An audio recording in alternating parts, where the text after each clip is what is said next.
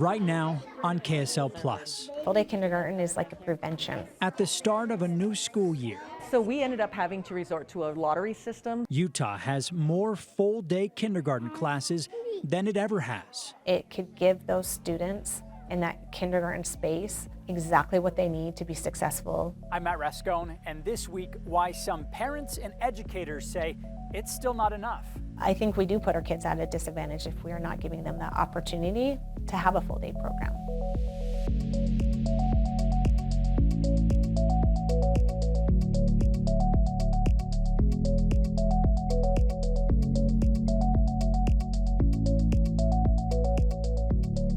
So my role, Christina Elegante is the Education Board's K-3 literacy specialist. For our board, strategy 1, and that is providing the early learning opportunities for kindergartners. That's kind of the focus. So I'm a strategy lead on that, which ties into the kindergarten space. Utah falls well below national trends when it comes to participation in full-day kindergarten. Studies show it's a smart idea, so why isn't the state paying for it? How would you describe kindergarten in Utah, the way it is now? Well, in the school year 2021, we had about 30% of our kindergartners that had the opportunity to attend full-day kindergarten. And those students were most likely kids that lived in low socioeconomic areas.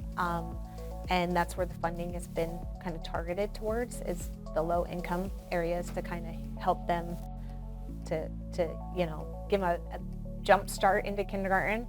And the rest of the state is half-day kindergarten, where students are going half a day and teachers are working really hard to get all that content and everything not pushed at kids, but it's like a really fast-paced learning environment. Whereas a full-day classroom, I spent a lot of time last year in full-day kindergarten classrooms for another project that we're working on. And it's a slower pace. There's a lot more deep learning that's happening in the full-day programs that I have seen. The kids are still 5 and 6 year olds, and they're having the best time of their lives. They're like a lot of movement, a lot of dancing. I saw art projects. Where I haven't seen any of those kind of things in the half-day programs, because the half-day programs really, it's trying to get the kids to all know their letters and their sounds, getting them prepared to learn how to read, and getting those foundational skills built. So there's not a lot of science things going on, or social studies, or those other content areas. It's really a heavy focus on like language arts with math as well. How does Utah compare to other states when it comes to kindergarten? You know, when we were doing our research for our business case last year for the legislative session, we did it online. We were looking at other states, and nationwide, 82% of students in kindergarten attend full-day K. Compare that to Utah, and they say participation plummets to only 30%. And numerous studies show full-day kindergarten leads to significant learning advantages for students and higher test scores. If you look at 82% nationwide compared to 30%, that's a big discrepancy, especially when you look at, like, I don't know if you know anything about our history with kindergarten, but we were looking into it and came across this article, and it was talking about, I think her name was Emma Vickers, and it was in the 1890s, and she became the first female superintendent of schools. And one of her things she did was to bring kindergarten to Utah. That was in the 1890s. And she got a bill passed through an association that she created to, like, fund kindergarten through the state, through a law. That was 1890s. We're talking 127 years, and look at where we're at. We're still doing some of the same things. We're still funding half-day kindergarten,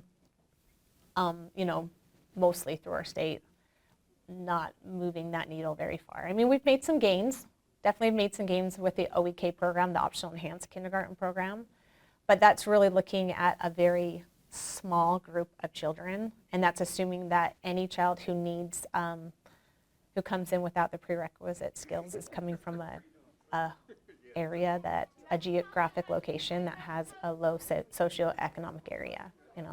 That's kind of where that funding's targeted. And full-day kindergarten, the way we'd like to see it move, and we've taken a step towards that with the full-day kindergarten funding, is we'd like to move it to provide that choice for all parents if they want it. Why is Utah where it is with kindergarten? Why? That's a really good question. That's like the $1 million question, right? Why is Utah behind? I don't think it's been a priority. I think we've changed a lot in the last probably 15, 20 years, where traditionally Utah was a place where a lot of families chose other things. Maybe kindergarten wasn't as important for them. A lot of parents, a lot of moms were staying home.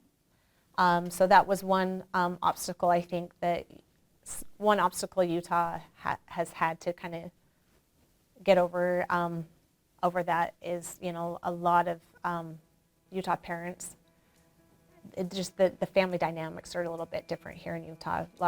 We have a lot of parents that were having the one parent who was staying home and they weren't ready for their kids to leave. Why don't we have full-day kindergarten for anyone who wants it here? That's an excellent question. Utah Republican Representative Lowry Snow chairs the House Education Committee. He said he's long been an advocate of expanding kindergarten, but has faced resistance.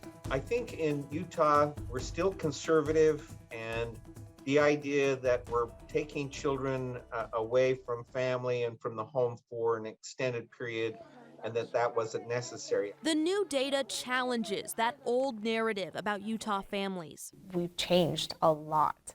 We have a lot of two-income families. We have a lot of need out there. We have a lot of people, an influx of people who are coming in from out of state. The second most frequent call that I get as being over the kindergarten program is, where can I access a full-day kindergarten program? I'm moving here from, you know, this state, and we have full-day kindergarten. Where can I get it here? And I'm like, it varies across the state, and they're like, can you give me a name of a school or a district? And I'm like, it varies across districts even. So anecdotally, we know even right now, present day, families are moving their kids to different schools. Sometimes they're moving neighborhoods so that they can participate in this early intervention. Washington County is a prime example of this. They had a huge influx of out-of-staters that were coming from California and Arizona this past year or two. And that was one of the things their community was asking, where's your full-day kindergarten programs? So with the additional funding, and with this additional full-day kindergarten funding, they're able to offer it now 80% to their community. But I also just think sometimes I think the community needs aren't being heard maybe by the legislators, the ones who are making the financial decisions. And I think we're a little conservative, a little bit, in appropriating a large amount of money for something without knowing that the public really wants it. Developing right now, more schools all across the state will offer full-day kindergarten in the fall. But there is still a waiting list out there. New specialist Ladd Egan, live. And I think that may have been one of the things that came up in the last legislative session, where we were asking for a 3-year plan, which would roll up the full-day kindergarten funding into a full WPU, and we didn't get it. We got a very different type of a bill, but I can see where maybe it's a bill to kind of step our feet in a little bit, dip our feet in a little bit to see, you know, do our communities really want full-day kindergarten? Because our approach was to ask for 100% of the funding within 3 years. We got 12.2 million, and it's just a little. The legislature approved $12.2 million for optional full-day kindergarten, much less than what's needed to expand statewide, so districts had to apply for the money. The State Board of Education awarded funding to 26 districts and 19 charter schools and says it knows access to the program will vary across the state. But because we got the 12 million, now LEAs have asked their communities, how are you feeling about full-day K? Are you wanting full-day kindergarten? And the response has been overwhelming. We have a lot of districts that had no idea that their communities were so supportive and wanted it.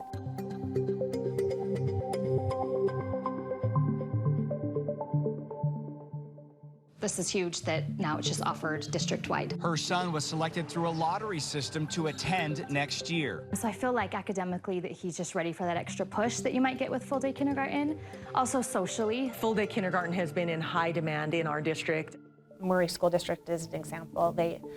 they got their letter that said they were getting X amount of funding for this many classes. So they contacted all of their parents and who had registered for kindergarten, and I was told within a half an hour, over half of those parents had replied back and said, we want full day K. They only had 11 parents that didn't, and that was in a very short amount of time.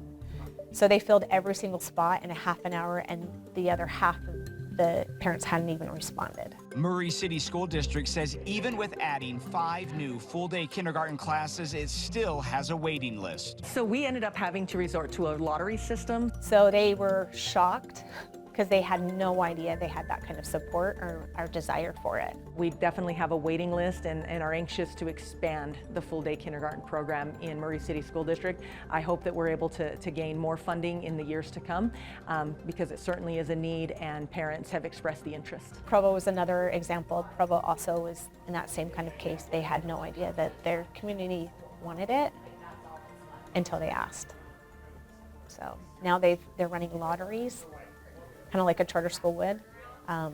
It sounds like we just haven't been asking the questions. Yeah, and we asked LEAs. Obviously we've done a lot of work preparing to decide, like, is this the direction that, our local education agencies want to move?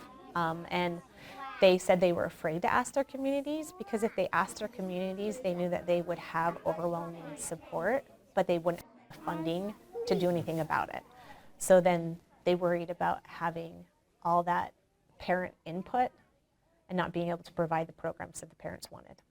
I think they're starting now to really understand that, hey, our communities want this. We're working towards getting the funding. It's going to take a couple years, I think, to be able to get to where we want funding-wise, to be able to provide it throughout the state. But they're starting to make the investments. Like Duchesne, for example, has never run a full-day kindergarten program, and they're going to run 10 classes of full-day K, which is huge. That's huge. They have 8 elementary schools, so they'll have it in every elementary school. Yeah.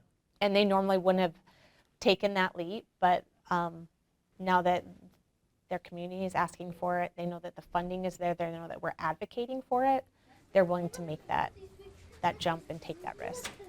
You're seeing an immediate impact from this funding. Absolutely, yeah. We wish it was more. Yeah. So the funding can only be used for salaries and benefits of full-day kindergarten teachers. So it's very limited. So it really is going straight into classes. So school districts, schools, they need space already. Mm-hmm. Yep.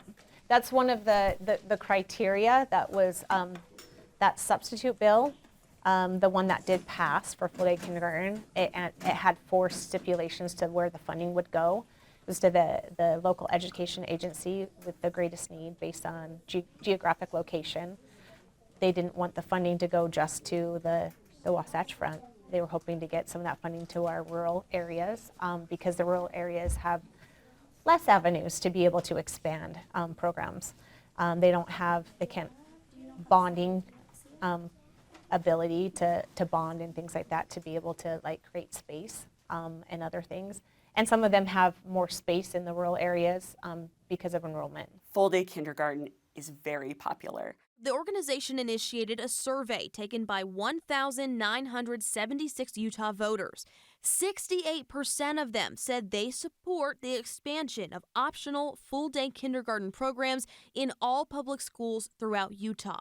And not only do they support it, but 69% said they'd pay an extra $5 in taxes annually to fund full-day kindergarten. There is much broader support for making sure every family actually has a choice about whether to participate in full-day kindergarten. Ogden School District invests about $1 million in full-day kindergarten funds that they're doing with their own funding. They gave up other programs to be able to do that, but they feel like it's a great investment, and they weren't eligible to get full-day kindergarten funding because they use Title I funds, which are federal ongoing funds. So that was a part of the bill. And then the last one was basically the ability to add classes, like do they have the space? So that those who applied have the space. They have the space right now to do it right now. We have probably 15 that reached out that didn't apply that were like, we are planning on applying next year. Like Edith Bowen Lab School up in Cache Valley is an example of that. They don't have the space, but they're using other funds to add a classroom. So then next year they can add a full day kindergarten classroom. Yeah. So things are beginning to shift. Let's hope. Let's hope they're going to shift. So in another example, Alpine. Alpine's our largest school district, and they have obviously a lot of growth on the one side and not as much growth on the other side of their district. So they have a lot of room on the one side for where they can put full day kindergarten classrooms, and they have done that, whereas they don't have it on the other side because they're bursting at the seams. They have so much growth. So they've sat down and they've taken inventory of their schools, and as they're planning their buildings, I can't remember how many buildings they have that they're going to be building in the next couple of years. You'd have to check with them, but they're going to plan for full day classrooms in those buildings. So their bonds I'm pretty sure one or two of those schools, the bonds have already been approved, and they're making sure that those aren't just half-day kindergarten classrooms, that space is available for full-day kindergarten classrooms. So I feel like we're moving in the right direction. I'm trying to spell it to you. Sit down. Okay, here we go. Look at me. You mentioned that number 30% at the beginning. Where will Utah be with this funding? We estimate with the $12.2 million to add 290 classes of full-day kindergarten across our state. And we are looking at the average class size of 23. We know that some of the class sizes might be smaller, some might be a little bit larger than that, but 23 really is an ideal. And we're looking at about 2,600, 2,700 students added. Or not, did I say 2,600? I meant 6,700. Yeah, which is a lot. So that's going to up, but that was with 12 million. So I think next year the ask is going to be for double that amount of money, 24.4, I think is what we're looking at. How much money do you need to fill the gap to offer all children full-day kindergarten? So we were told last year it was going to cost about $74 million to be able to offer it 100% to anyone across the state who wanted it. And we know that full-day kindergarten is optional in our state. Some parents don't send their child to kindergarten. They have that choice. But offering full-day kindergarten as a choice to parents, we're looking at probably 85% opt-in. And we're just estimating that on kind of what we looked at, in districts and how many districts we've had that have had high opt-in rates when they have offered full-day kindergarten. And so if you take that 74 million, you subtract the 12 million we just got, so roughly 62 million to offer 100%. A lot more. Mm-hmm. It is a lot more. That's what it would cost. Like, you can't recognize your letters, you're not going to learn to read, right? And you've got to have that foundation to set you up for success for your whole life. Christina Pexton is a mother of 5 and works with the Utah PTA. She wasn't always a supporter of full-day kindergarten. When they showed me the data that these kids can perform like 2 times to 4 times better on these end-of-year testings when they're in full day versus a half day, that was totally eye-opening to me. Is this putting Utah behind just in general in education by not having this full day option for everyone? I would say yes. I think it would be putting us behind. We we're not giving our parents and our communities the options that they need. That full day kindergarten is time tested and it's proven. It's proven to improve outcomes. It's also cost effective, and not giving that choice to all of our parents across the state, it does put them at a disadvantage. We're really focused on remediation in our state. We use a lot of funding to remediate a problem that exists. Full-day kindergarten is like a prevention. It could give those students in that kindergarten space exactly what they need to be successful academically and socially and emotionally all the way through. I don't know. We were looking at interventions. If you're looking at trying to fix this this problem where we have kids that aren't reading on grade level by the time they're leaving 3rd grade. I mean, we had a huge bill pass, the early literacy outcome bill, Senator Milner's bill that just passed, really targeting that. And that's going to be great and give some great knowledge and skills to teachers to be able to really teach kids how to read and really focus on how the brain learns how to read and really work on that high quality education, instruction and things. But like, as far as kindergarten goes, like half day, we don't have the time. Teachers don't have the time. There's not a single half day teacher that has that time to get it all done. There's only 10, there's a difference of 10 standards between kindergarten and 1st grade. And kindergarten traditionally has half the time to get all those standards done. But if you can get those kids reading by the time they leave kindergarten and 1st grade, it's super cost effective. It takes 15 to 30 minutes to intervene on a child that's not where they need to be in kindergarten, and a short amount of time. 1st grade, it takes about 30 to 45 minutes for a short amount of time before you can close that gap. But then when you get into 2nd grade, it takes 60 minutes. 60 minutes every single day. And by the time you get into third grade, it's 90 minutes all the way to 3 hours every day for a really long time. So if we can't get those kids in that kindergarten and 1st grade space, it's very, very difficult to move that needle after 1st grade. So I think we do put our kids at a disadvantage if we are not giving them that opportunity to have a full day program.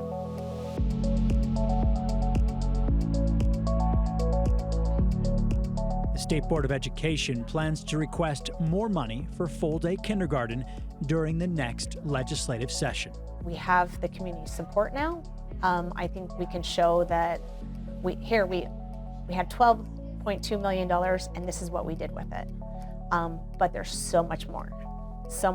And the want for full day kindergarten and to have that choice is really important to Utah families. So let's get it done. That does it for us this week on KSL Plus. I'm Matt Rascone. We'll see you again next week.